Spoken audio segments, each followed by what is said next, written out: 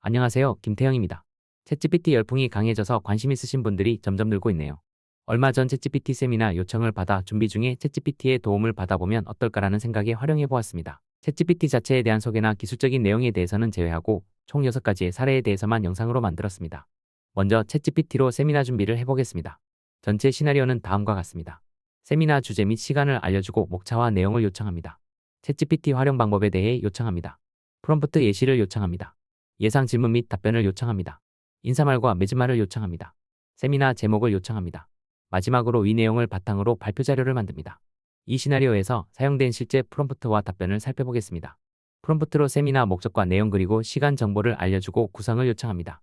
멋진 기회라든지 매우 흥미로운이라는 답변은 챗GPT의 친절함이 느껴지는 대목이네요. 세미나 목차와 각 항목에 대한 시간 그리고 세부 내용까지 알려주네요. 챗GPT의 한계와 개선 방안 그리고 질의응답 시간까지 꼼꼼하게 챙겨줍니다. 이어서 산림청에 대한 추가 정보를 입력한 뒤 좀 더 상세하게 내용을 요청합니다. 활용 가능한 분야를 나열하고 각 분야에 대한 예시까지 알려주네요.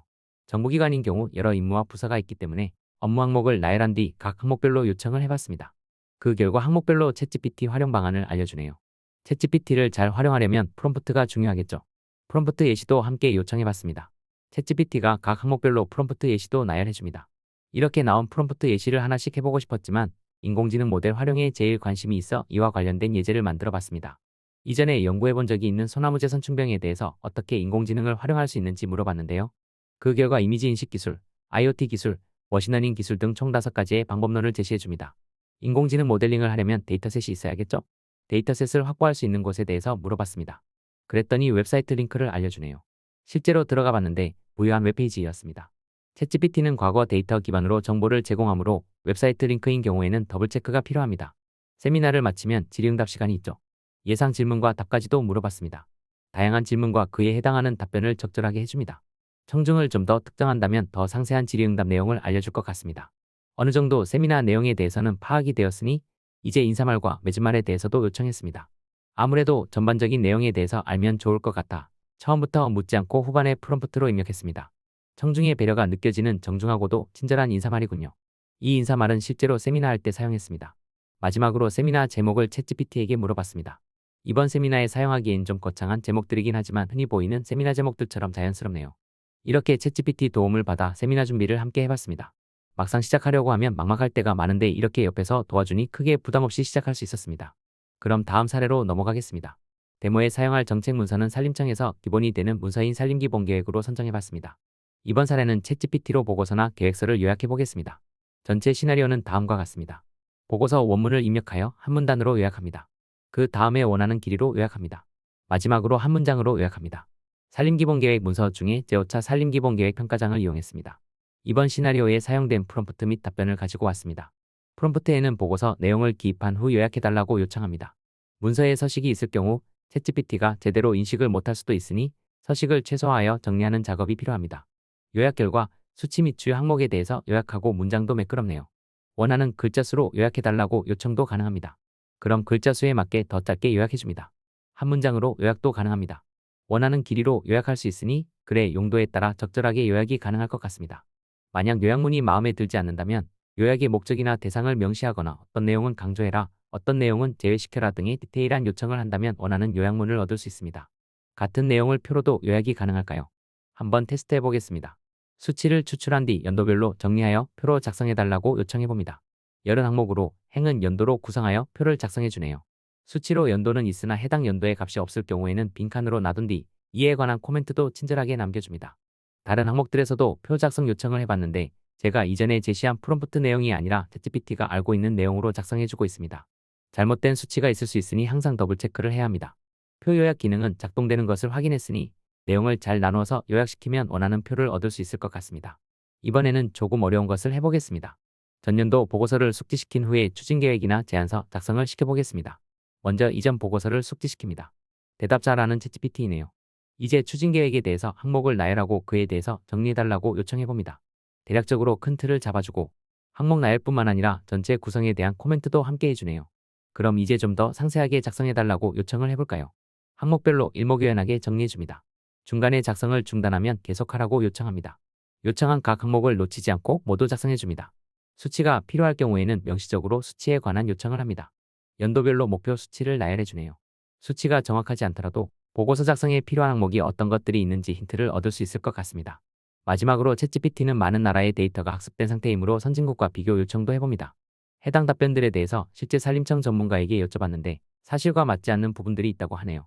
기존 보고서를 바탕으로 새로운 내용을 작성하는 것은 챗GPT가 가지고 있는 지식 기반으로 창작을 하는 것이므로 잘못된 내용이 많이 포함될 수 있으니 더블 체크가 필요합니다. 하지만 작성해야 할 항목에 대해서는 도출을 해주고 있으니 제안이나 기획서를 작성하는 데 도움을 받을 수 있을 것 같습니다. 인공지능 관련된 세미나인 만큼 머신러닝 모델도 챗GPT를 통해서 만들어 보겠습니다. 전체 시나리오는 다음과 같습니다.